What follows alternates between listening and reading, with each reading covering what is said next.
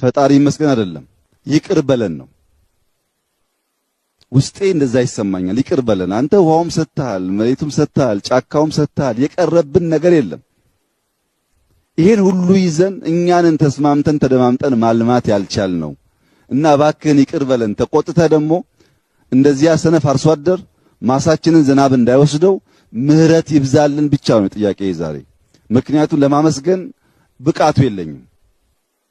እዚህ ሁሉ ነገር ላይ ተኝቼ በሴፍቲኔት የሚኖር የሚራብ ህዝብ ዜጋ ሆኜ ፈጣሪ ይመስገን ይሄን ስለሰራን እምልበት ቋንቋ አንደበት የለኝም። ምህረት ብቻ ነው። ኢትዮጵያዊ ፈቅዶ ወዶ በገዛ ፈቃዱ ልመናን ጋብዞ እርዳታን ጋብዞ ችግርን ጋብዞ እጅና እግር አጣጥፎ የሚለምን ህዝብ መሆኑ ይቅር በለን ብቻ ነው የሚያስብለው። ሌላ ምንም ቋንቋ የለኝም። የሱ ምሕረት ከተገኘ እኛ ከተጋን ግን ውጤት ይመጣል። ይሄ አምባገነን ሰውዬ በቃ የማይገባበት ጉድ የለም። ደግሞ የሃይማኖት ሰባኪም ሆኖ ሊከሰት ያምረዋል። ፈጣሪ እኛ ጠዋትም ማታም ኤኒታይም ይመስገን ነው የምንለው። ለማንኛውም ነገር ይሁን እግዚአብሔር ጤና ሰጥቶ ላኖረኝ አምላክ ክብር ይመስገን ጌታ ነው የምለው። እኔ ክርስቲያን ነኝና ይሄ ሰውዬ ተመልከቱ። ቱርክ ሲሄድ እስላም ነው፣ ዱባይ ሲሄድም እስላም ነው። ሀገር ውስጥ ደግሞ ሙስሊሞችን ሰብስቦ የተናገራት ጸረ ኦርቶዶክስ ተዋህዶ ቤተ ክርስቲያን ታሪካችንን የሚያበላሽ እያሾፈ የተናገረበትን ቪዲዮ ከዚህ ቀደም አሳይቻለሁ። እኛ ተመስገን ነው የምንለው። ይቅር ይበለኝ ኮንፌሽን ነው ወይም ንስሐ ነው። እስቲ እንግዲህ ክርስቲያን ሁንና ይቅር በለኝ የምትለው ኢንፍሮንት ኦፍ ዮር ኮንፌሽን ፋዘር እንላለን እኛ። የንስሐ አባት ጋር ሄደህ በቃ እሳቸው ጋር ሄደህ ተጸጸት። ከተጸጸትክ በኋላ ደግሞ ያልመረጠ ህዝብን ልምራ ብለህ አታስቸግር። በቃ አስረክብ። ህዝባዊ መንግስት ይመስረት። አልፈለገህም ሰው በግድ በቃ እኔ እስከ 2050 ዓመተ ምህረት ድረስ እመራለሁ እስከ 2010 ያለበትን ቪዲዮ ሰምታችኋል። የኢትዮጵያ ህዝብ ችግር ምንድን ነው? ሀብታም የሚንቀሳቀስበትን መዝናኛ ቦታ መዘርጋት ነው ወይስ ዳቦ ለተራበ ልብስ ለታረዘ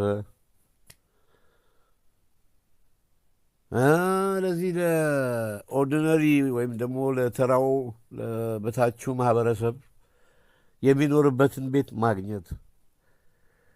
ደርግ ሶሻሊዝም ሲያውጅ ሚኒመም የቤት ኪራይ 2 ብር ነበር። አትሊስት ሰዎች ምግብ፣ ልብስ፣ መጠለያ እንዲያገኙ የመጀመሪያ ጥረት ያደረገና ህዝቡን በግድ እኩል ያደረገው ደርግ ነው። እኩል አሁን በሀብታምና በድሃ መካከል ሰፍቷል።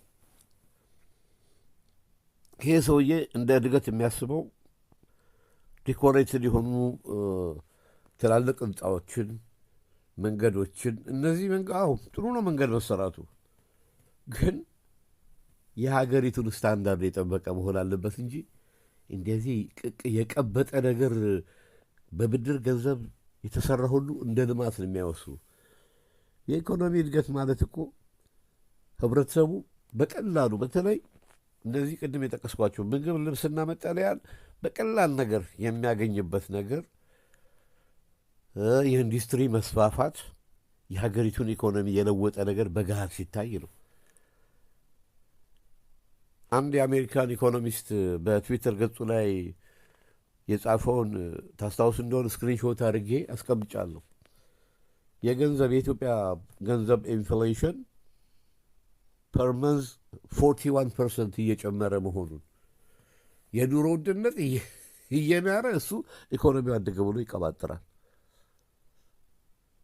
አሁን ፈጣሪ ለኢትዮጵያ ብዙ ነገር ሰጥቷታል። ግን የኢትዮጵያ ህዝባዊ መንግስት ይፈልጋል። የዘር ድርጅት አይፈልግም። ኤትኒክ ፌዴራሊዝም አይፈልግም። በእነዚህ በኩል ንስሐ ለመግባት መጀመሪያ ክርስቲያን ሁን። ክርስቲያን አይደለም። ሚስቱ ጴንጤ ናት። እሱም ከእሷ ጋር ጴንጢዝም ፕሪቴንድ ያደርጋል። በተለያየ ቦታ የኢትዮጵያ ኦርቶዶክስ ተዋሕዶ ክርስቲያን ላይ ይሳለቃል። ባለፈው ጊዜ ታስታውሱ ከሆነ አንድ ቪዲዮ አሳይቻችኋለሁ። በኢትዮጵያ ኦርቶዶክስ ተዋሕዶ ላይ በቅኔ እያሾፈ እስላሞቹ ፊት የሚናገረውን የእነሱን ወይም ደግሞ የእስላምነቱን የሚናገራቸው ቃላቶች ምናምን ሁሉ አብሯቸው ሲል ነበር።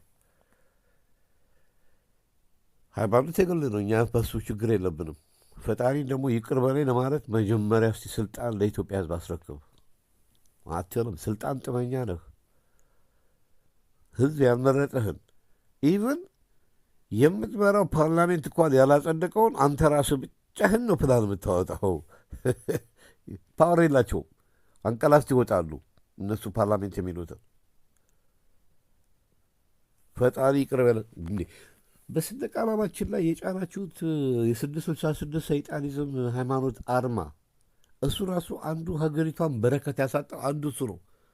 ሰንደቅ ዓላማችን ላይ የተጫነው የብሔረሰቦች አርማ ብለው ነው የሚጠሩት እነሱ። በፍጹም ይሄ በካናዳና በአሜሪካን የሚገኝ 666 የሚባል ሳታኒዝም ወይም ሰይጣኒዝም ሃይማኖት አርማ ነው። አፄ ኃይለ ሥላሴ የሚሆኑ አፄ ምኒልክ የሚሆኑ ደርግም ይሁን አረንጓዴ፣ ቢጫ፣ ቀይ የህዝብ ባንዲራ መሆኑን ያውቁታል።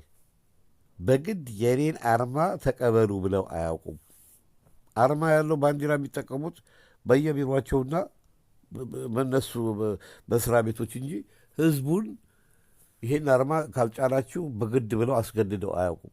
አፄ ኃይለ ሥላሴ ሞአንበሳ አርማ የራሳቸው ነው። የሞአንበሳ ነገድም እሳቸው እንጂ ሌላው ኢትዮጵያዊን አይመለከተውም። በህዝብ ላይ እንዲህ አይነት ጫላ አላደረጉም። ሀገሪቷን አንዱ በረከት ያሳጣው እሱ ነው። ሰይጣኒዝም እንግዲህ እንደሆነ ታውቁታላችሁ። እንግዲህ በየትኛውም ሃይማኖት ውስጥ ያላችሁ ከራሱ ከሰይጣኒዝምን ቃልቻ እሬቻ ምን አሁን ፈጣሪ ይመስገን ይላል። በሀገሪቷ ላይ እሬቻ አሁን የሰይጣኒዝም ሃይማኖት ነው። ተመልከቱ። ሰውዬ ወርስት በቃ በኢትዮጵያ ታሪክ ኢትዮጵያዊ እያጠፋፋ ያለ ሰውዬ እሱ ልክ ኢትዮጵያን እየመራ አድርጎ ነው በሌላ ዓለም ውስጥ አድርጎ ነው ህዝቡን የሚነግረው። ኢትዮጵያ ውስጥ አይደለም ያለው ሰውዬ፣ ገሃነም ውስጥ ያለ ሰው ነው። ገሃነም ውስጥ ሆኖ የኢትዮጵያን ህዝብ በግድ ንምራ የሚል እንዴ! ፈጣሪ ይመስገን አልንም አልኩ። እኛ በክርስትና እንትናችን በክርስትና ሃይማኖታችን ምስጋና ለእግዚአብሔር ምንጊዜም እኔ እድሜ ሰጥቶ ያኖረኛ አምላክ የተመሰገንሁን ነው የምለው። ለኢትዮጵያ ደግሞ የሰጣትን የተፈጥሮ ሀብት እግዚአብሔር ይመስገን ነው የምንለው። እግዚአብሔርን አናማርርም። ፈጣሪ ይቅር ይበለኝ ለማለትም እኮ ንስሐ ነው አይደል እንዴ? ኦኬ ንስሐ ግባ፣ ክርስቲያን ሆነህ ከዛ በኋላ ንስሐ ገብተህ ስልጣን ለሰፊው ህዝብ አስረክብ። የኢትዮጵያ ህዝብ ኤትኒክ ፌዴራሊዝም አይፈልግም። ነፃ የሆነ መንግስት ይፈልጋል። ፓርቲ ይፈልጋል።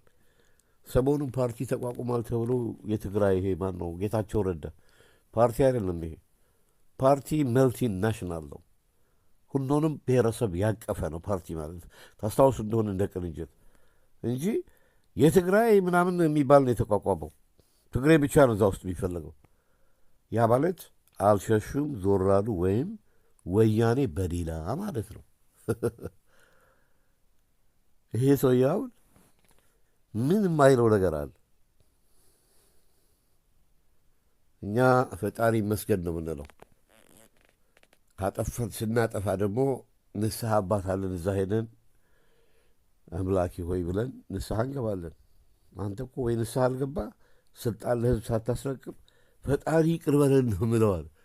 እንግዲህ ይቅር ሊልህ የሚችለው የበደልከውን ህዝብ በድያለሁና ስልጣን ለሰፊው ህዝብ የሚረከብ መንግስት፣ የሽግግር መንግስት እናቋቁም በል እስቲ ልብ ካለህ አትልም። ፕላን እያወጣ ነው እስከ 2010 እስከ 2015 በቃ እኔ ፎሬቨር ንጉሥ ነኝ ተብሎ በጥንቆላ ከአያቱ ነው የተነገረው። እናቱ ጥንቆላ ቃልቻ አለባቸው በእናቱ በኩል ንጉሥ ትሆናለህ ተብያለሁ የሚል የእሱ አለቃ ይሄ ማነው ስብሐት ነጋ ጅኒ አለብህ አለው። ጅኒ ጅኒ ማለት ምን ማለት ነው ወገኖች? ጅኒ ማለት እኮ ያው ሰይጣን ምናምን፣ ሁለቱም ወያኔ የሚባለው ቃል ራሱ ጅኒዎች ናቸው። በኢትዮጵያ ሕዝብ ላይ የመጡ ከደደቢት ላይ የበቀሉ ሰይጣኖች፣ ወንበዴዎች ናቸው። እና ያው እርስ በርስ በጦርነት ተመታቱ። ጫካ ውስጥ ከነቱታው ተያዘ። እስር ቤት ከተቱት፣ ለቀቁት። እሱም አሁን ዋሽንግተን ዲሲ ሆኖ ያቅራራል። ስብሐት ነጋ እና ስብሐት ነጋ አብይ አህመድን ማፈጠረው ወያኔ ነው። እና እኛ ያልመረጥህን ህዝብ እንዲህ በትናንሽ ቃላት ደድላለሁ፣ አሳምናለሁ ብትል ከሆነ አዎ፣ ያልተማሩትን ይሄ አሁን ከጎኑ አድርጎ ቪዲዮን የሰራው በጣቱ እየጠቆመ እኛን ሊያስተምርልን ይፈልጋል። እንዲህ ነው ይላችሁ የጠፋው ትውልድ ብለው ዝም ብዬ አይደለም። በትንሽ ፕሮፓጋንዳ የሚሸነፍ የማይረባ ወጣት ፈጥረዋል። በትንሽ ፕሮፓጋንዳ እንጂ እኛ ብናቃት ኢትዮጵያ እንግዲህ ተመልከቱ። ደርግ ያ ሁሉ ጦርነት እየተካሄደበት በዶላርና በብር መካከል የነበረውን ልዩነት ታስታውሱታላችሁ። የአንድ ብር የሁለት ብር በዛ የሚባል የ3 ብር ልዩነት ነው የነበረው። ዛሬ ተውት፣ አይነገርም። በብድር በተሰራ ዲኮሬትን መሆኑ ሀብታም ብቻ የሚዝናናበትን ቦታ ሰርቶ አገር አደገ ይለናል። ማፈሪያ። ያም ሆነ ይህ ያው ፕሬዠር በስቷል፣ አሁን በስቷል። እዛ ነው የጭንቀት ንግግር ናት እንጂ እሱ ዱባይ ሲሄድ እስላም ነው። ይሄ ማነው የቱርኩ መሪ ጋም ሲሄድ እስላም ነው። እስልምናውን የራሱን ሃይማኖት ይዞ አይቀጥልም። ሚስቱ ጴንጤ ናት፣ እሷ ጋር ደግሞ ጴንጤ ይሆናል። ድራማ ነው በቃ። ዊሊያም ሼክስፒር የተናገረው ይላሉ እንግሊዞች፣ ወርልድ ኢዝ ስቴጅ፣ ዓለም ቲያትር ናት። የኢትዮጵያ ግን ቲያትር በጣም እንግዲህ ተመልከቱ። በእድሜያችን እኛ ደህና ነገር ላናይ ነው በቃ። አይናችን እያየ የኢትዮጵያ ስትፈርስ ማየት በጣም ያስጠላል። ይሄ ሰውዬ ሌላ ዓለም ውስጥ ነው የሚኖረው። የተሸወዳችሁ አቦ ንቁ። ይሄ ሰውዬ ሀገር እየገደለ ነው። እነዚህ በዘር ድርጅት ጠመንጃ ያነሱትም አይረቡም። ጠመንጃ ካነሳ ኢትዮጵያዊ ይበል በቃ። ኢትዮጵያዊ ካልክ ደግሞ ሁሉም ብሔረሰብ በእኩልነት ታግሎ ኢትዮጵያን ነፃ የሚያወጣ አርበኝነት ወኔ ቢኖር መልካም ነበር። ግን የለም።